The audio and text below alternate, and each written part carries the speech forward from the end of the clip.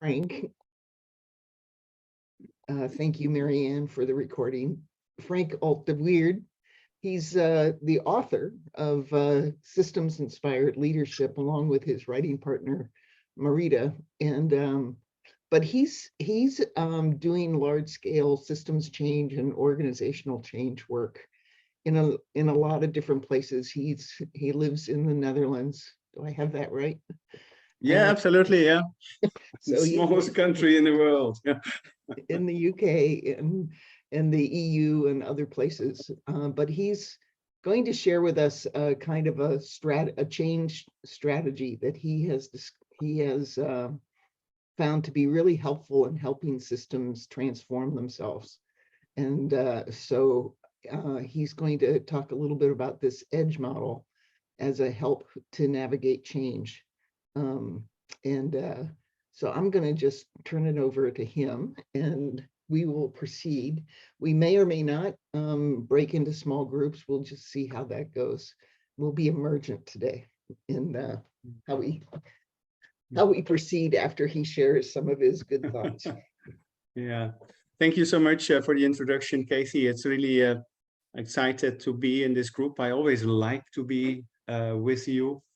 I cannot always join, but if I have the opportunity, I will join. I find the cause, the reason for this network really important, inspiring, and really nice people. And happy to contribute pieces of my work, maybe hopefully to your benefit. And like Casey said, it's around, we all would love systems to change, to transform. Wouldn't it be nice if we can do climate change? Yeah, we can fix that, get all the systems right. Yeah, of course that's not so easy. And I would like to share with you a model, the EDGE model, that I often use, not only with organizations but also with individuals, and also with teams or with couples. You can apply it everywhere, and I find it very powerful. And maybe at the first glance, you think it's all very straightforward and easy, whatever it is. But yeah, I work with it, and the more I work with it, the more powerful I think it is. And this is my gift to you, and see whether it has something useful for you. Yeah, is that okay? Mm-hmm. I think the bottom line of it is that there's something like going for the minimum viable edge. So it's not necessarily small steps, but steps that are bite-sized steps for systems. That's the bottom line, but we'll get there. Yeah, we'll get there. And maybe you apply already this system, but you use different language. So we had this conversation yesterday, Casey, and then as a kind of prep, and then we discovered we mean the same, but there's different jargon for it. So that's it. So maybe you can also show the next slide, Marianne, like Katie said. So this is part of the book Systems Inspired Leadership that I co-authored with Marita Frijon. You also see at the bottom ORSC, yeah, Organization Relationship Systems Coaching. Anyone heard about that? Of that? That's a really powerful a systems approach, and basically systems inspired leadership came out of that. So so I also want to give the honor, the credit to this organization, and Marita is one of the co-founders of that organization. Yeah. So one core component of systems inspired leadership is being conscious and intentional. So I would like to practice that here as well, to see some of the DNA coming through. Marianne, could you put the next slide? So just an invitation for you to reflect and to share what is your intention for this session. Only one is enough. It can be being present, curious, contributing, whatever it is, but reflect about it, and invitation to put it in the chat. And it's maybe not so much for me, but it's also for you to know how intentional you have to be, more intentional, hopefully. So what's your intention for this session? For me, it's curious. Can you put it in the chat, Katie? Then we all have it. See openness.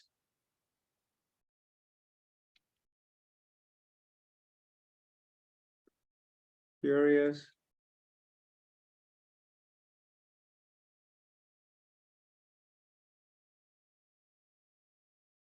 Curious and learn.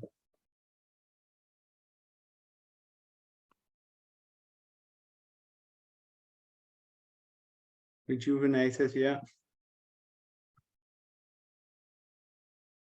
Curious, looking for ways to facilitate systems change. Lovely. Okay. Yeah, to further my learning. Lovely. Good. Okay, keep that on, that intention. Hope it helps. Yeah, my experience, it always helps. I had for my intention, I put it here, joy, to have enjoyment together with you. That's what I hope as well. That will be here. Can you take off the slides for a moment, Marianne? I can. Yeah, and this is half prepared, half not. So, but I wanted a small conversation with Katie. I know you work a lot with systems, organizations. Can you share one of your clients and what's happening there? Short, where are they and where do they want to go? Well, this is a consulting practice that I share with Daniel as, and we're kind of consulting with this airport commission together. And right now there's a big conversation going on in the organization around electric vehicles and electric charging stations. And it's one of those conversations that they have been getting requests to respond to clients and stakeholders to do more of, do differently. So they know their status quo, the way they've always done it, is probably not going to be the future, but there's so many moving parts in the future that they seem to be stuck in a swirling, they call it round and round conversation that never really moves forward. So that would be an example that Daniel and Daniel, given that you were also involved, anything you want to add based on what you've seen? Well, it's also organizationally, there are decisions that need to be made, but nobody's clear who should be the one making the decision. There's subject matter experts who have recommendations, like this is the way it should be.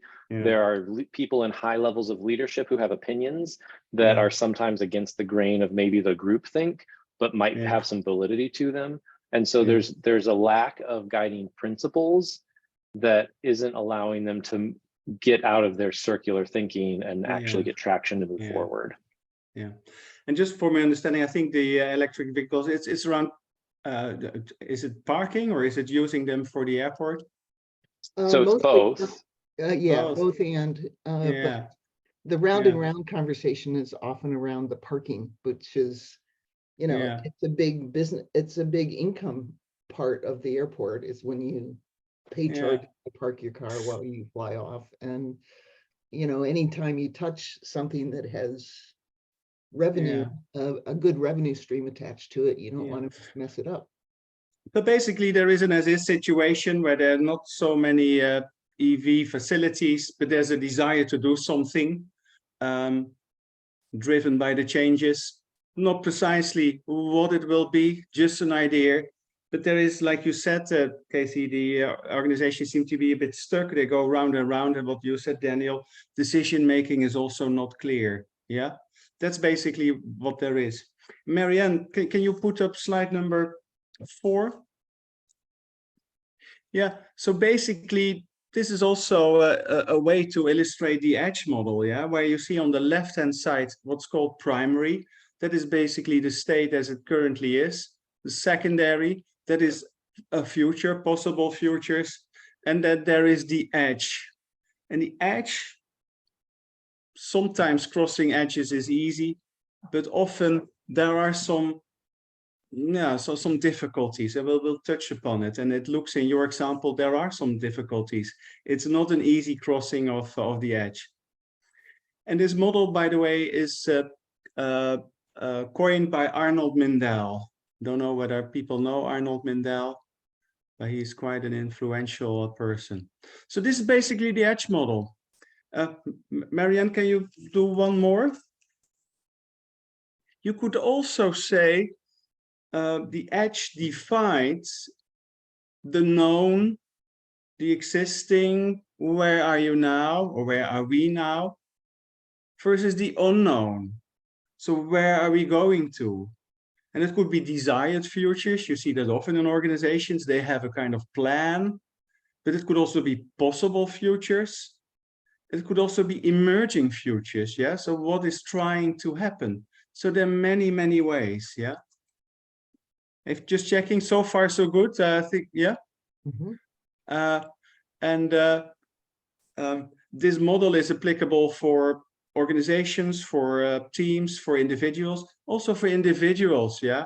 For example, if you are a shy person and you want to do a presentation for a big group of people, that's also an edge. Yeah.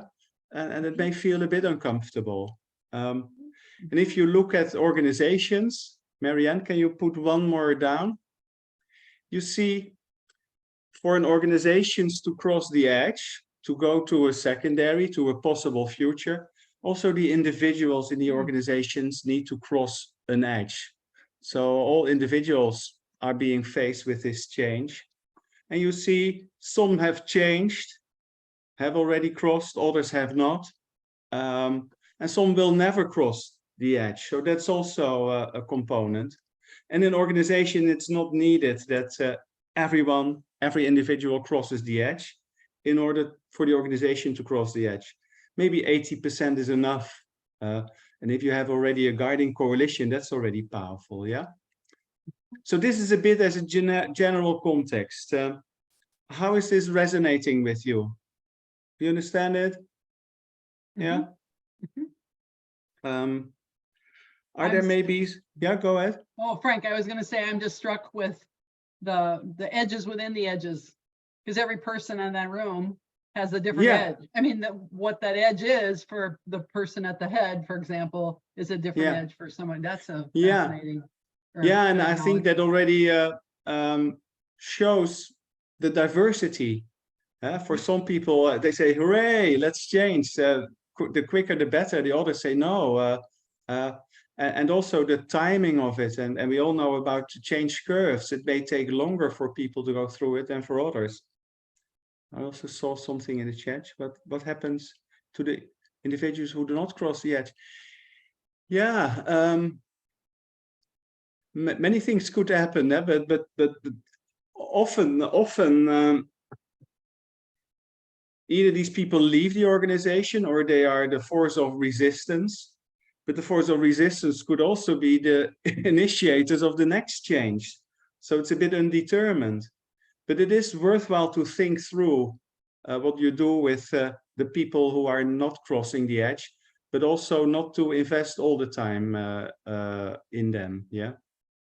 Frank, would the diffusion of innovation curve kind of apply here too, where you get enough of people crossing the edge and change happens? And it doesn't mean that the people who are the late adopters are going to be big forces of resistance. They just take longer to go over the edge. Yeah, absolutely. Absolutely. You're fully right. And I see a lot of questions are coming in. But let me also ask, do you have a personal, can you put it back, Marianne, that we don't look at this very complicated one? Just do you have a personal, do you have a one yourself, either about yourself or about an organization, just to get some further rehearsal of the model? Does someone wants to share an example? We do climate consulting with large organizations, and very simply put, we assess where they are today, and then we help them co-imagine their future, and it turns into something like a climate action plan with a goal for emissions reduction or a goal around something else. So we help them define that, and then there's an edge that has to be crossed. Yeah, many edges. Good. Yeah, and we're going to double click on how to do that, but also how you can see that the system is on an edge. Does any one of you wants to share a personal edge? Something you are working on or what's difficult?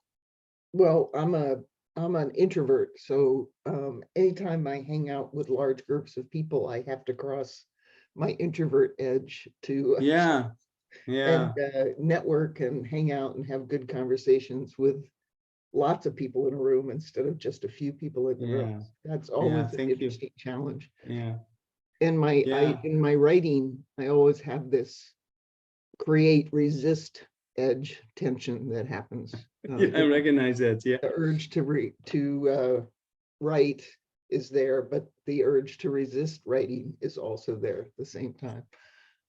Resonates with me as well. The moment you put your first word, there's a big process already beforehand. Yeah, that may have taken an hour or so. Yeah, Or a decade, you know, for me. yeah, right, exactly. I Yeah. also think there can be a creative tension based on positions within organizations. If someone in a higher level position has a thought process that lends toward strategic planning, for example, it can cause a resistance in other parts of the organization who want to move differently. Yeah, lovely. There's a lot of diversity in classical also is manufacturing versus strategy and innovation, an R&D department. Yeah, there are always tensions. I used to work in human resources. So I also was paid to create tension with the business. Whilst I was being hired to support the business, they often felt me to be a pain, yeah. But it is around creating tensions. And the tensions is around that there's something around the edge. And what I find personally quite intriguing, and that's also where the model comes in, and where systems inspired leadership comes in, and where tapping the collective wisdom comes in, that there's also something, an emerging future, something that is trying to happen.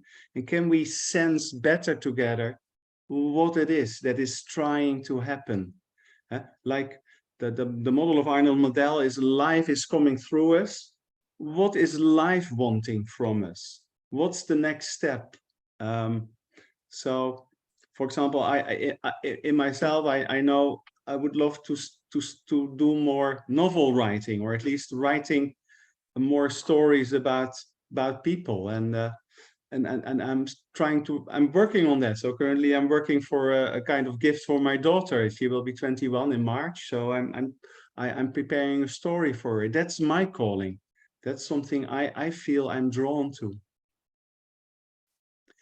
Yesterday I was in another call and two people said, they were all coaches, they felt my current target group is not what I want to serve anymore. I want to have a different type of people. Yeah. You see, that's the calling. But how do I get them? Do I want to do that? There also the edge comes in. Life calls you. And do you want to go over this edge or not? And how to deal with, for example, the finances, all these things. Yeah. I see Mark, you're nodding, you recognize. Yeah.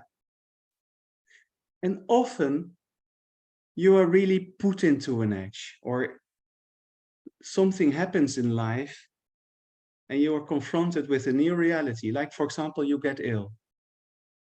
You hear you have cancer, or someone passes away, or you lose your job. Yeah. How to deal with it? And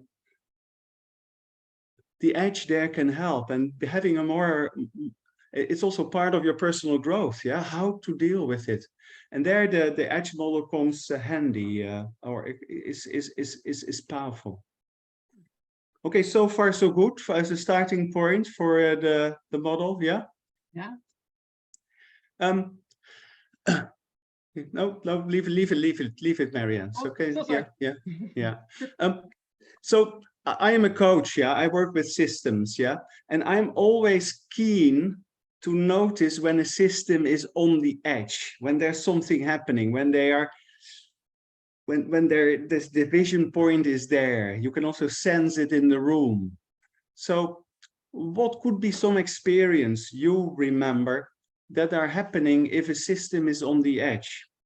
And we have already heard a couple from Katie and from Daniel, like the system feels stuck, or they're going round or round, and it's unclear who takes decisions. But how do you sense when the system is on the edge?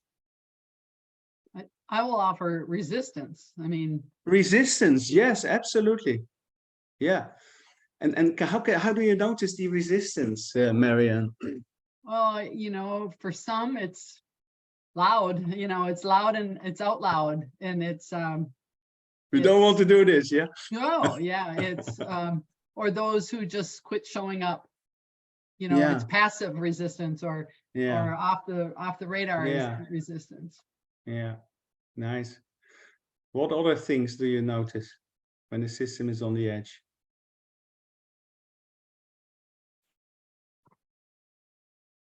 I noticed language, and specifically more people are using the words that describe the future state.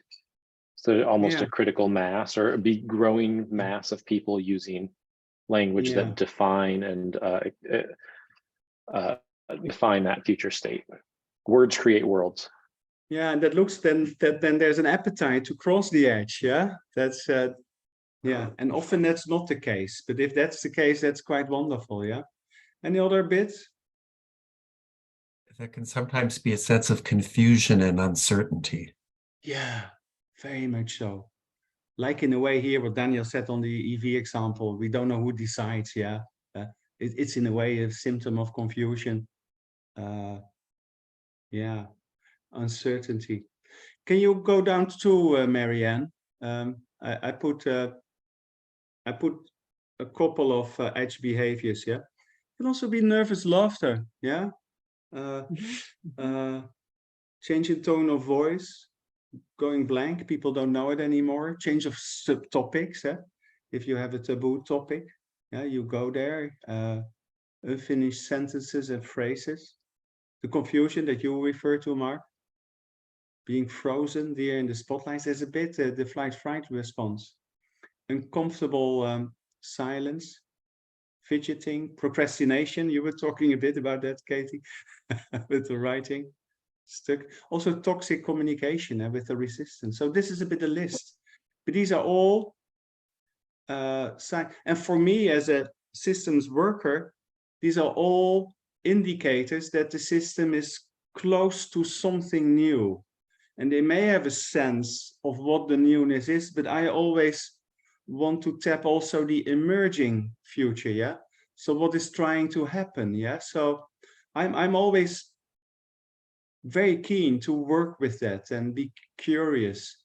So for example, if people, if there's silence is there, so what's the silence about? And try to unfold that. That's a bit the technique in the coaching. But the key message for you is for me to be aware of those indicators that may be interesting, even though they are uncomfortable. Frank, there may can I be... come in? Frank, can Yeah. I come in with something just here? Is that okay? Yeah, sure. Yeah. It's just a really interesting observation, and actually, it was Megan's comment that sort of was on yeah. the, Let on me the see line. it as well. Yeah. Yeah, on the lines I was thinking here, and she's saying, you know, about this becomes more magnified in Zoom meetings, and I was thinking prior to that comment that it's about a kind of a lack of presence, you know, a lack of, you know, something's occurring where participants, whether an individual in a team or an organization, are really lacking a sense of presence in themselves and, you know, for one another. So yeah, this sort of kind of to build on the list. It's almost like there's a complete distraction from what is really going on the process within myself and the space between me and the other participants, and then even the organization itself and the system, the wider system of the organization. Yeah, lovely you bring that in, Simon. It is fully true, and there will be tension, and that's also linked to the creative tension you put up. And how can you make that tension productive? And you will then see, that's the process of collective wisdom, tapping it, that systems-inspired leadership wants to facilitate. It's not about I have a point of view, and that's going to be the secondary. there's some magic happening. And if you do that in a skillful way, like you are describing, Simon, that you are aware what's happening with me, with the others, what's needed for the organization, that something new hopefully can be born. Yeah? So that something can emerge. Yeah. So I'm fully with you. A lot of skill is required to make the tension, the conflict productive. And then beautiful things can happen. Yeah. And you can also start talking about this model and say, hey, we are hitting an edge. Yeah. It's a bit uncomfortable. What's trying to happen? What's happening for each of us? Let's hear what's going on for you. All these things you can do. Yeah. I was introduced to authentic leadership theories by Dr. Bob Terry at the University of Minnesota forever ago, it seems. But he did often talk about, you know, the wheel of many things and for action. But he talked about power, you know, and power framed as energy in groups, in action. And that rather than framing it as necessary power push and pull, you know, power struggles, seeing when there's when that's going on, it is energy to tap, Yeah, to propel forward. And I'm thinking about that in these descriptors, that when there's an edge, there's energy, you yeah, know, for absolutely. some maybe who see it and who won't embrace it and emerging, and some who are resisting, but it's still energy around which to be tapped. Yeah, lovely. Yeah, and also in this approach, resistors would not be seen as the bad people, but it would be curious to see what is it that they want to keep or what's holding them back. Yeah, at a certain moment. But I think for me, my wish is that people are not driven by self-interest, but have a much better connection with what the bigger whole wants. And I don't know whether, Simon, whether you're implying that, but I think if you do a bit of inner work, you are much more aware of how you can be part of something bigger. And then your point of view will be very powerful. Put it in, because it will be information for the system. I want to go one step further and then see where it takes us. Is how do systems cross the edge? Yeah, and then again an invitation for you to think about it. So, what are ways of systems or people to cross an edge?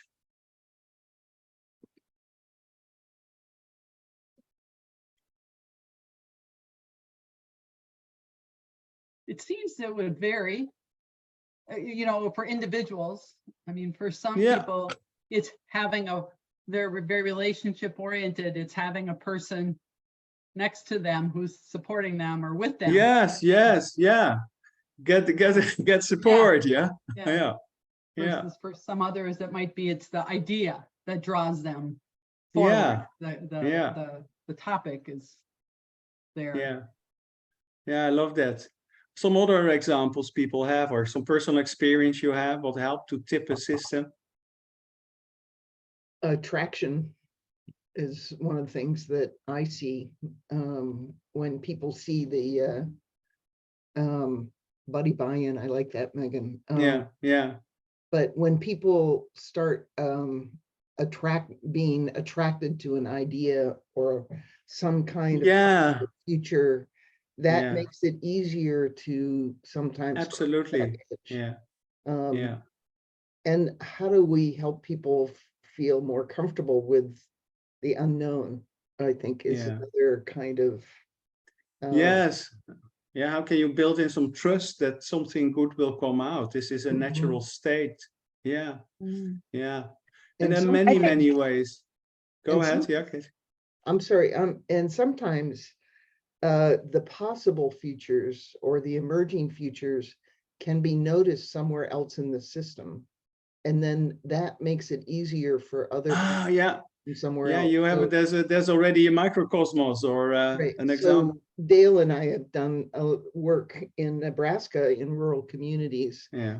And one of the things that helped a lot of rural communities cross that edge was getting connected to communities that had crossed the edge, or individuals who would come and speak about what it looks like on the other side. and Yeah. what it's done for their community. And Lovely. so that's part of relationship, part attraction, part helping to give people Lovely. possibilities that makes the unknown less scary, maybe. That's it. Suskia, I don't know whether I pronounce your name well. Saskia, yeah, you did well. Thank you, Frank. Yeah. When you're speaking, Kath, I'm thinking about noticing that emergence, and where are those sprouts and what's happening, and really being aware of that. So that's really cool. But before that, I was thinking in terms of your question, Frank. I think for me, it's about helping people to connect with their meaning and purpose. So my background is in education sector, and so educators, we get out of bed in the morning because we want to make a difference in young people's lives. Okay, so in terms of core purpose, that's where educators are motivated. Majority of the time, some of them are just waiting to retire, but majority of the time, you know. Now, lovely. So, I think it links to what Casey said around attraction. You need to have a future that is attractive, and it needs to also be aligned with you. And therefore, also, if you are resisting, it may mean that you leave the organization because it may not be aligned with your purpose or values. Yeah. Precisely. Yeah. Okay, can you go one down, and then there's a list of, you have mentioned already many, and this is not an exhaustive list, but like you said, Katie, imagine what's over there. Let's explore it. Let's hear from some people. Also cross at the smallest distance. Yeah. So if you are interested to go to in Europe, you want to live in Spain or so, let's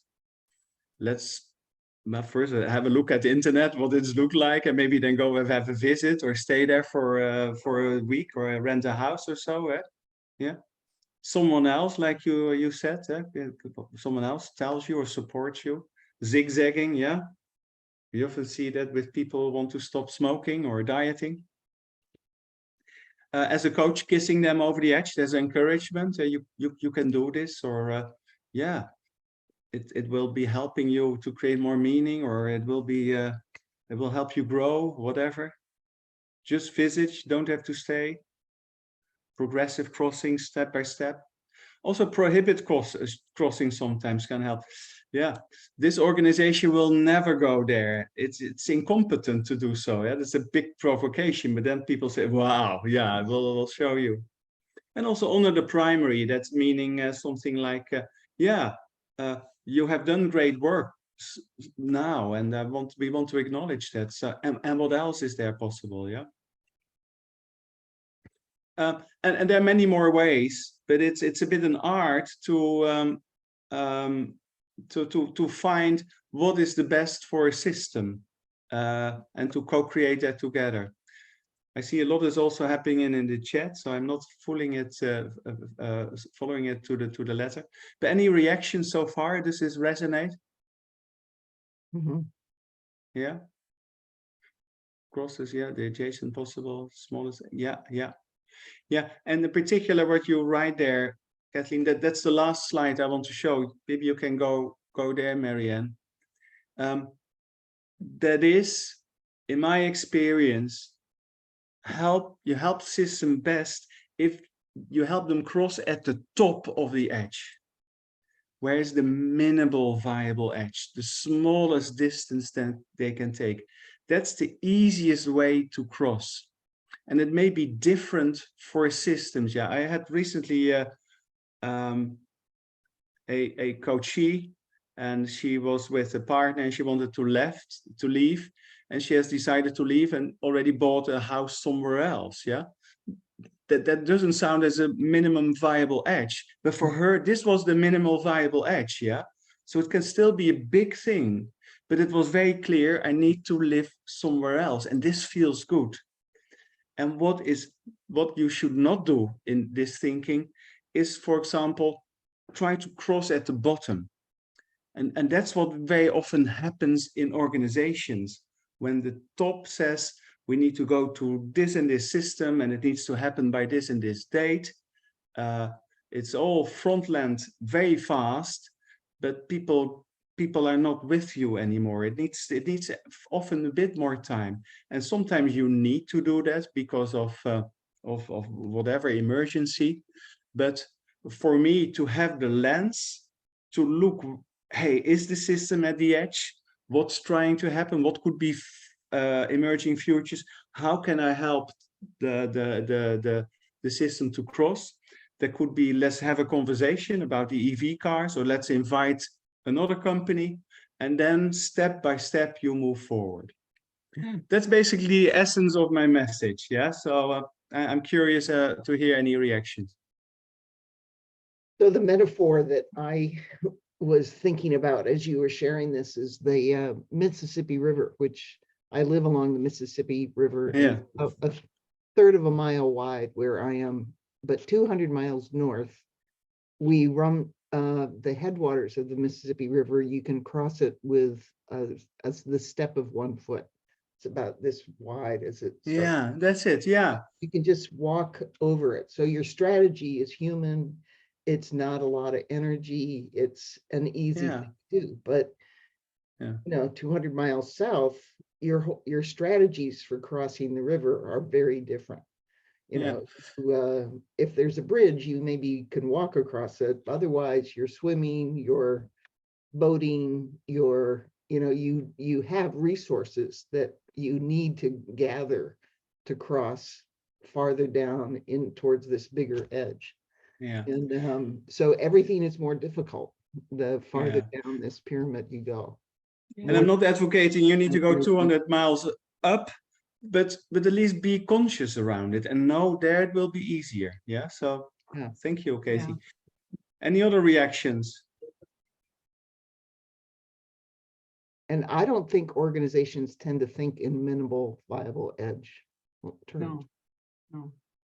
We tend to resist the movement into the unknown because we're trying to imagine the biggest edge. Because we need to get that 5-year strategic plan all figured out, and every line dotted and every T crossed. That's it. Yeah. Copied in 20 copies, and then we'll start to move forward. Yeah, and then the buggers resist. Yeah, I think that's also what I took from your books, Casey. They said in nature resistance doesn't exist. Yeah, so it is in human systems because we are trying to cross the edge at the bottom. And people don't understand. Shall we do a small breakout group? Is that okay, or you want to stay? I think Simon was trying to say something. Sorry, I could thank you, Marianne. I was going to put my hand, but yeah, I mean, I was going to build on Kathy's point really, which is there's two things. One is like knowing what one's capacity is in order to take whatever step is necessary.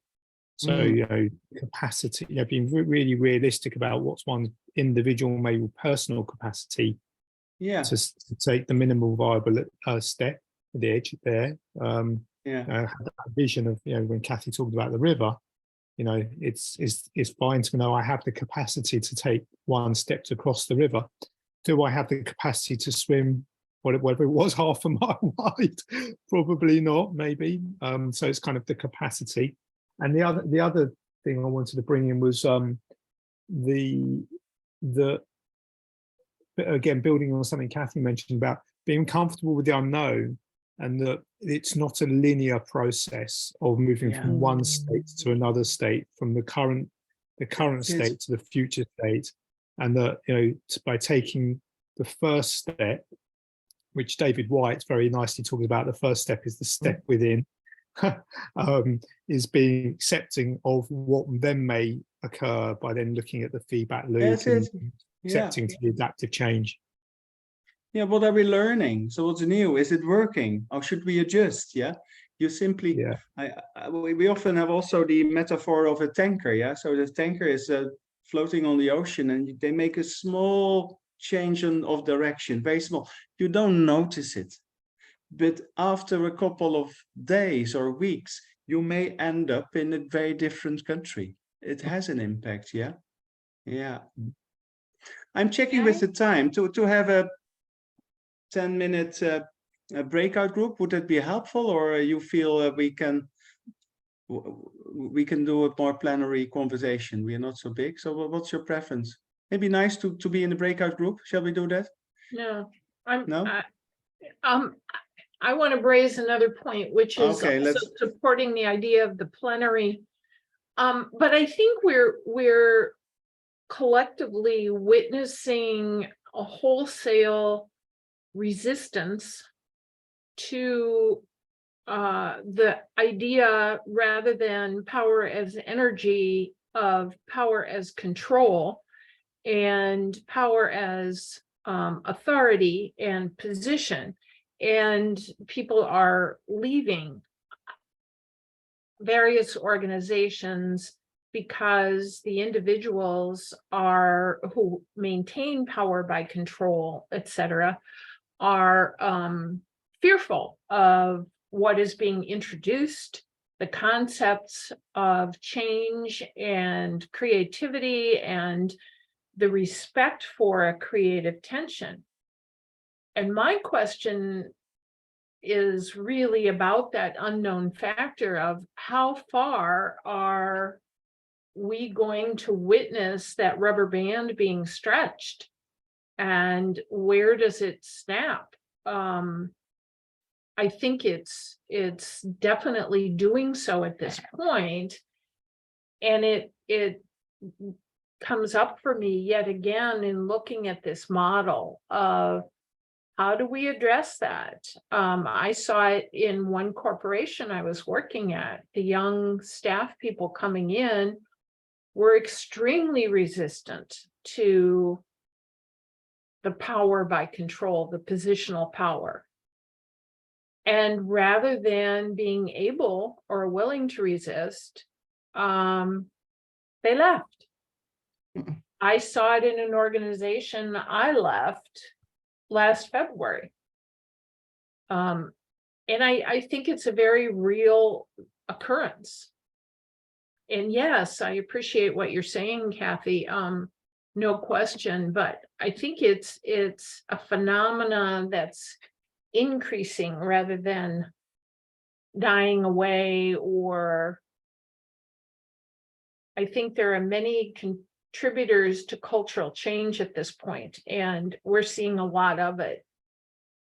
I think that one of the lenses I use to see what you just said, Mary Ellen, is that it seems like people are having a lot of questions about the quality of relationships and what kind of relationship they want to have with their organization, with their colleagues, with their families, with their life, and they're coming up with different answers than they had pre-COVID. And so there's a lot of that energy in the system that's playing out, either in this power by control or power by something else, energy or power to become. Yeah. So any other reactions? Great point, Mary Ellen. And I take now we stay plenary, yeah? So I don't see any signs of resistance there. So I think it's good. So let's have the conversation. Daniel. So do you recognize what Mary Ellen says, and how do you deal with it? Yeah, to me, it reminds me of just this idea of the middle way, right? Too much on one side and too much on the other side can cause breakage in the system. And while in nature, many systems are very resilient and can absorb a lot of shock, there is a tipping point when they can't. Yeah. And I think, and this was put in the chat by somebody, like, it takes skill and practice if we are agents of change ourselves or change management, helping that process emerge, to know how far a system can go, how far a person can go. In the world that I work in, we often use the term adjacent possible. Most people or systems can move 1 or 2 steps from where they are, but not 5 or 10. But once you move 1 or 2, those numbers 3 and 4 are now 1 and 2. And exactly. So I definitely see that. Like, there are definitely fraying of the edges and maybe even some tipping points when we look at some of this cultural change. And it's an art to help organizations navigate. I'm in the climate space, so there's a lot of examples where we say we meet organizations where they are and help them move forward. Even though we paint a possible future that we like to think is thriving and resilient and it's attractive, we help them take those next couple steps, and then they take a couple more steps. And then, I don't know, a year later, 6 months later, they look back like, oh, wow, we really came a long way.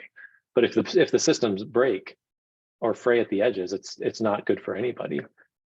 Yeah. And I love you know, your thing around the adjacent possible and with the numbers. Yeah. And the moment you have crossed one, the other numbers come closer. Yeah. and I think that going back to that example that we started with, the speed at which you move to cross the edge changes over time. Kind of like the steps 1 and 2, and then 3 and 4 become steps. Yeah, it can go fast. Yeah, it can The go first fast. couple of steps tended Yeah. to take a long time and a lot of conversation and Yeah. validation and the movement from perfection to experimentation, framing. But then 6 months later, you know, it doesn't take that much time to make decisions 6 Yeah. months later. So it gives you an indication that we've crossed the minimum viable edge a number of times along the way, A and number of times. getting Yeah. muscles for change and systems change Yeah. strengthened. So let me also share my perspective on what you put on the table, Marielle. I think you're really right that it's happening, in particular polarization. People take fixed positions, and you see that in the politics, you see that everywhere, and then there will things get really stuck then. So there needs to be fluidity, and there the point that Simon was making also, there's also some. It would be lovely if people can move away from their self-interest and say, what are some other people thinking? What's the whole system thinking? And therefore, that's also systems-inspired leadership. It's systems-inspired. So let's hear from people. What's their experience? And by listening to them, Arnold Mindell calls that deep democracy. Yeah? So it's not democracy for voting, but every voice has wisdom. That's the essence of deep democracy there. If you listen to people, if you do that in a generative dialogue, something will emerge from the unknown. Something will emerge where 1 + 1 is 3. That's always the case. Something will come up that none of us could have developed independently, and that's actually quite a gift. Yeah. So if you can deal with it, and it doesn't mean that you need in an organization only have talking shows and talking things. You can do that in an intelligent way, and you can also, leaders can take decisions based on the input. Yeah, it's not that you go for consensus there. It's all possible, but it's a different way of working, and it's also the skill that people were referring to. If you are more sensitive to it and what's trying to happen, what does the system wants, something will happen. And it makes it actually much easier to navigate in a complex world. That's my perspective, Marielle. Yeah.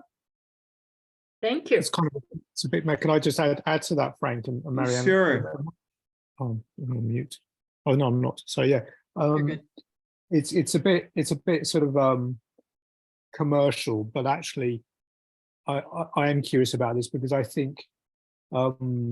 We all probably know about NPS, Net Promoter Score, and I think Bain & Co, and I think it's what they came out with, like Net Promoter 3.0 was very much about actually your employee Net Promoter Score is almost mirroring your customer NPS. So to Marianne's point of view, if actually the co-workers are feeling the resistance of having power over control, and not being listened to, there isn't actually participatory sort of, involvement as leaders of whatever level you are in the organization, then ultimately the business will decline. That's kind of almost the extreme of what Bain say on NPS 3.0. Your employee Net Promoter Score will mirror your customer NPS score. So there you see the decline. Yeah. Yeah, the thing I would like to add there as well is you see organizations act often in urgency, and then they take a quick decision and then they start implementing it. It sounds very fast, but there's a lot of problems in front, at the back end of the change process. That's what you're referring to, Simon. People are disengaged, they are confused, they are resistant. The change has not been thought through. So there is an advocacy to invest a bit more in the front end, and not by endless discussions all the time. But you can do that intelligently. But invest a bit more, get people's views on the table, and then based on that process, move on, and then look at that minimal viable edge. It's like people said, it's experimentation. Let's try this out and see what's it's working or not working. Yeah, fine, and then we move on. That's more the agile working. You know, as you said that, it made me think of, we use the phrase that people participate in what they help create, and Kathy has said that. Yeah, that's it. Yeah. And when we do planning in that way, I'm going to try this edge metaphor. It's almost as if the people come to the edge together, define the edge together. They define what the other side is together, and some of them have already flipped over the edge. So they're almost making a human chain of people who've already been there or see it and help bring people over when you let them participate.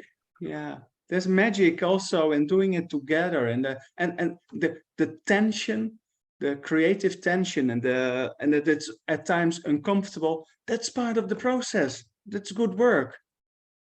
But it's not okay if it's getting toxic, or when there's polarization. Then this is, and that may also be a place. Okay, we're in a place of stuckness. So what are we learning? Yeah. So that could also be, from there you can build. But it requires skill and also some, let's say, there's some inner qualities to be able to deal with them. Mark, I see you nodding all the time. What's going on for you? We can't hear you. I've been thinking along sort of the individual track of things, sort of on the self-growth, where it's different from organizational in that, and when I look at the drawing, I think of like salmon going upriver to spawn, how hard it is, and why do they do it, and how much of that is because of intuition or faith or whatever it is. And I think as an individual, those are some of the things I might want to do when I'm looking at the edges. I don't know what the unknown is, but I know that I shouldn't say the word should, because I don't like the word should. I know that I can find out new things if I go over that edge, and then what's on the other side might surprise me, might delight me. Yeah. And it can also attract you. So this calling to do something, but it can still be scary. Yeah. And yeah, I love that. That's the way that Arnold Mindell talks about it. Let life be your teacher. As the process psychology, let life be your teacher, and trust life as your master. Yeah, life will tell you where to go, and can you listen to it? And can you listen to it intelligently? And I think organizations can also do that, because systems are living systems. Yeah. I was just going to add, when I saw your model come on the screen, it made me smile, because of that minimal viable edge is at the top. Like, that's the goal, versus how often do we say, well, just take one small step and that'll be at that bottom. That's where we'll start.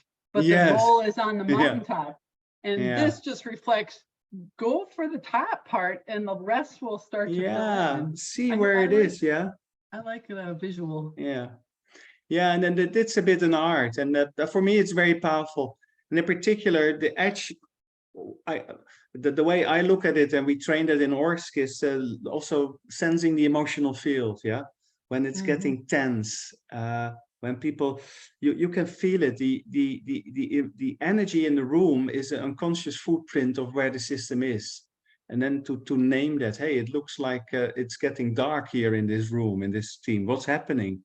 And then you help the system to cross the edges. Yeah, the naming of what's happening is really important. Anyway, I can talk about it for hours.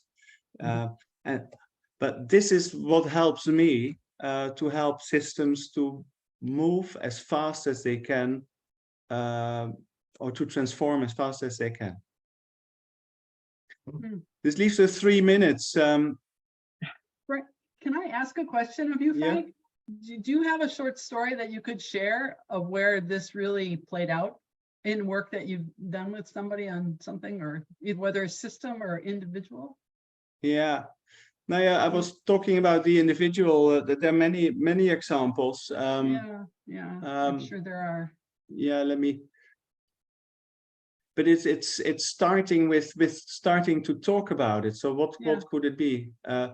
But it's maybe also looking at the book. Yeah, the book I wrote with Marita. But it actually started with I wanted to develop a leadership development program, and then I could not find to employ this, and then it didn't work. So what is then possible? And I had already the connection with Marita, and then I said, what do you think about the book? No, let's explore. And then how are we going to do it? You see, it's all step by step. And it's also be okay if things don't work. Yeah, like my example on the book that I wrote, it would not have been there if I had successfully deployed a leadership development program called Systems Inspired Leadership. Yeah. Yeah, so sometimes the negative is a gift as well, because it's the seed for something new. The David Pete, who's a physicist, he wrote a book called Gentle Action, which is the only change book that I've seen that starts and continues to think about change through an interdependent lens. So he basically assumes, this is the physicist in him, he basically assumes everything's connected. And then he asks the question, what is the gentle action that can trigger the change? And one of the things he talks about is that in an interdependent system, power and position actually don't drive transformation. What drives is at some point, the sheer volume of individual action in an interdependent system will flip the system. But we've been taught that everything's hierarchical, and if you don't have positional power, you can't do anything. So our teaching has shaped our thinking about what's possible. But coming at it through an interdependent lens, he says there are always pockets. For example, this is another interdependent thing. There are always pockets that are already in this unknown space, experimenting and having fun. But we don't look for those. We look for the person at the top of the system to give permission to the change. So that we have a lot of,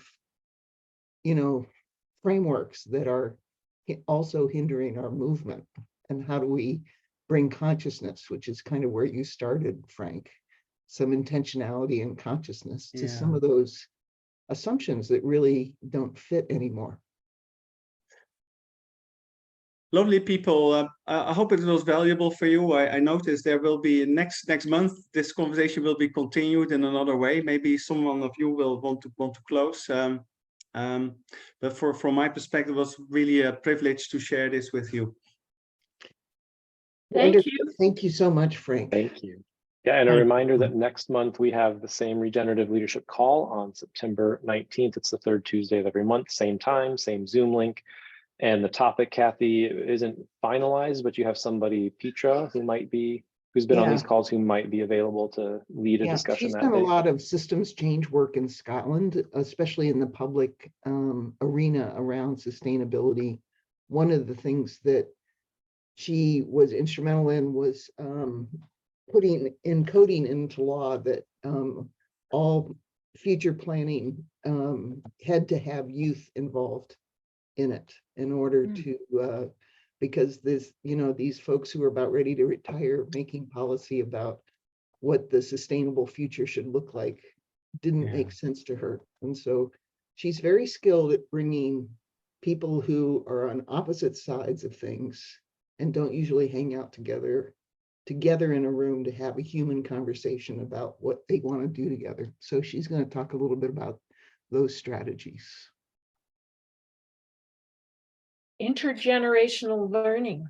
Yeah, what teaching, a concept. Facilitating. Right up your alley, Mary Ellen. Just happens to be.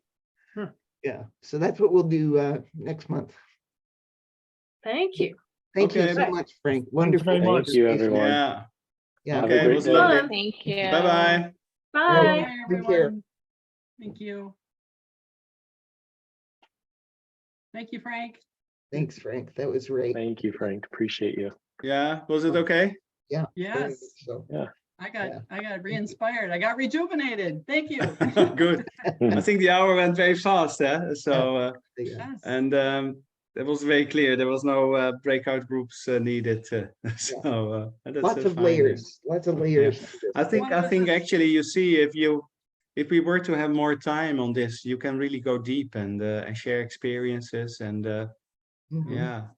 I think there's some, it would be interesting to overlay trauma informed, and this when it happens to people or when it happens beyond them. And Yeah. how long does it take to get through to the edge and over the edge? And anyway, it would be a whole Absolutely, other yeah. And conversation. there's so much knowledge in so many other models, and I love also the adjacent possibilities. Yeah. Okay, so I go and finish today. Wonderful. Enjoy. Thank you. Have a great Bye-bye. day, Frank. Thank you very Bye. much. Hi, Yeah. guys. Hey. Hey, I wanted to just ask you, I was talking with Betsy Weiland and she was with me. She came to the presentation you guys did a few years ago at the Arboretum up on the red barn at the top of the hill. Remember Yeah, that? I remember And that.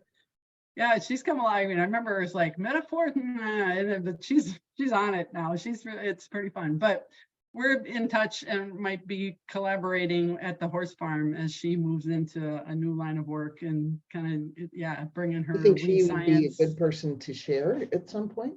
Well, either her or, and this is where I learned, and have you guys heard of Heidi Rupe, R-U-P-E? She apparently, Betsy said she's a hotshot because Betsy works in the College of Ag Extension and Natural Resources. And Heidi, they've been working a couple of years to get her, and she's there now. And she's, in Betsy's words, a hotshot, but she's apparently just published this book. And I'm going to quick share the my screen because I just want to show you this. You might want to turn off the recording. Oh, that would probably be really good. Oh, yeah. to do. Yeah. And what was Betsy's last name?